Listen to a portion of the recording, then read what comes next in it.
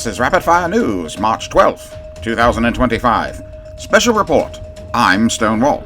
A few days ago, we celebrated the return of our investigative reporter, Christoff Barenger, and today, Crash Auto sits down with him and talks one-on-one about his ordeal, his crash landing, his coronation as King of Nauru, and his fall from grace and his escape, and more, in this in-depth conversation. Crash? Christoff, I think that everyone knows what happens up to a point with you. You were arresting the ambassadors, closing down the embassies, and deporting journalists while reading from the Pol Pot playbook. Tell us, what happened next? Well, I think that's important to understand that by the time that those things happened, I was no longer in charge. The things you're talking about were done by former cabinet members behind my back. I was used like a puppet. They might as well have had their hand up my ass. Well, that's a horrible visual. You think it's a horrible thing to think of? Imagine if it happened to you. Anyhow, I was imprisoned on the island, and then I had to slip into a body bag, and when they threw it off the cliff, I escaped and swam into the shipping lanes. I was picked up by a Japanese freighter and put to work as a clown, dancing for the crew, among other things. However, the only silver lining there was that I did learn enough Japanese to ask for Preparation H. After a few weeks, we made port in L.A., Crash, and I was almost caught again by ice, but I managed to get off the dock, hiding in, of all places, inside a cargo container filled with Chinese tainted catnip headed for Charlie Sheen's house. I escaped from there, and then I hitchhiked across the country, trading favors for rides for United States truck drivers, trolling around truck stops, tapping on doors, begging for rides. Can you elaborate on what you mean by favors?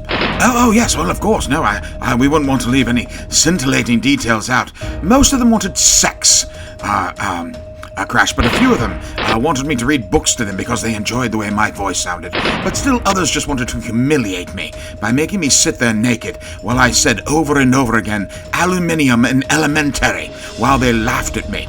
People in this country are sick, Crash. Fucking sick. Anyhow, I got back here and spent the next few days hiding here in the studios. Well, you're like a modern-day Count of Monte Cristo, aren't you? And now that you're back with us, and we're so very happy you are, what have you learned from all of this? Well, what have I learned? Yes, well, I think I'm still processing it, but I can tell you that from Cuba to space to the South Pacific and more, I only wanted to get back here to Rapid Fire News. Well, that's just wonderful to hear. I'm not finished. I wanted to get back here, for more assignments. I hope that the next time that perhaps you'll just drop me into the ocean, drop me right into the Marianas Trench, or perhaps strap me to a rocket of Elon Musk's and send me to Mars.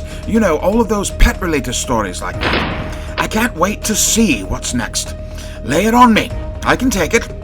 I was stranded on the moon. I was near frozen in space. Oh, and I ate the pork. I ate the pork, Crash. I ate the pork as dead pigs floated around me like I was in some layer of Dante's Inferno.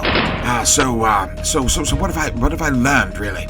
Well, I don't really know, but I can tell you this: I'm never going back to India again. That's for sure. Well, and I think that's best. Back to you, Stone. Fascinating. Tune in tomorrow for more Rapid Fire News and a live report from Christoff Barenger from the West LA Cat Show. I mean, what could possibly go wrong there? This has been Rapid Fire News. News at the speed of gunfire.